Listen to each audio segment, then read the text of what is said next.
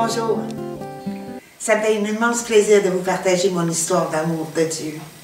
Vous savez, pendant toute ma vie, j'ai cherché l'amour. J'ai cherché à remplir un vide par l'argent, par la performance, par des hommes riches, d'avoir des déceptions et avoir de l'abus dans ma vie, parce que pour moi, l'amour signifiait l'abus.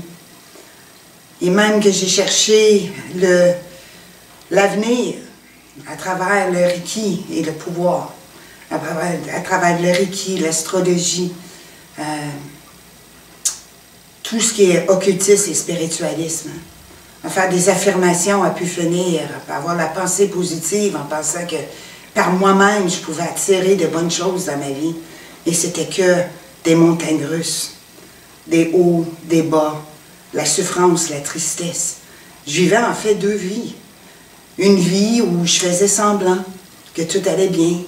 Et dans ma grande solitude, la tristesse m'envahissait.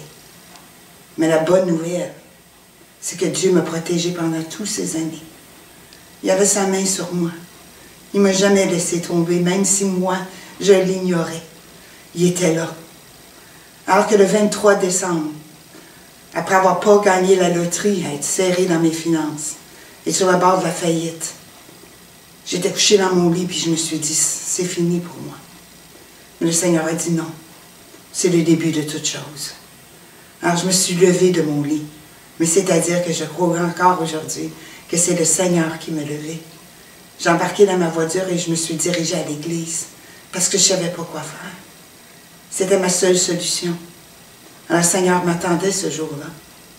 Alors après avoir prié avec le pasteur et m'avoir repenti de mes péchés, Jésus me saisit. Et enfin, j'ai trouvé l'amour que j'avais tant cherché.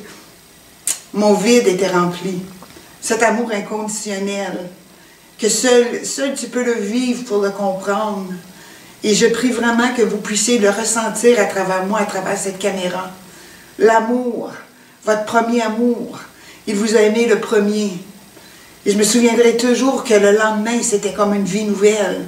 Le passé était parti, j'étais une nouvelle créature. Mes péchés étaient pardonnés. J'étais en train de faire mes hamburgers. Et le Seigneur a faufilé devant moi ma vie, mes souffrances, et comment il était là, auprès de moi, à chaque étape de ma vie. Et comment il m'a protégé de la mort. Il m'a donné la vie. Il m'a sauvé de l'enfer. Il m'a délivré. Il m'a guéri. Il m'a restauré. Il m'a donné une nouvelle identité. Oui, c'est le Dieu que je vous parle. Il s'appelle Jésus-Christ, le Sauveur du monde. Alors peut-être que vous êtes dans la même situation que j'étais, moi, il y a 11 ans. Mais je prie pour vous aujourd'hui. Que vous soyez touchés par l'amour de Christ. Une révélation de qui il est et qu'est-ce qu'il veut vous offrir. Il cogne à la porte de votre cœur. Vous savez, quand les choses vont mal, on a tendance à blâmer Dieu. Mais on ne regarde pas les choses de bien qu'il fait dans votre vie. Alors je prie vraiment qu'à travers ce témoignage, que vous puissiez enfin tendre votre main vers celui qui vous a aimé le premier et que vous puissiez vous laisser aimer, guéri, transformé et restauré. Je rends gloire à Dieu pour la vie qu'il m'a donnée. Il a réconcilié mes enfants. Il m'a donné une vie nouvelle. Il pourvoit tous mes besoins. J'en ai plus de soucis. J'en ai pas de fardeau. J'ai plus d'affirmations positives à faire, à pu finir, à m'épuiser. Non. Je lis ma Bible, la parole vivante. Et c'est cette parole-là qui m'a transformée. C'est cet amour-là qui m'a transformée. Et je prie Jésus. Il entend mes prières et les exauce. Alors que la révélation de Dieu, de son amour qui est là pour chacune de vous, vient cogner à votre porte en ce jour. Merci de m'avoir écouté. Que le Seigneur vous bénisse.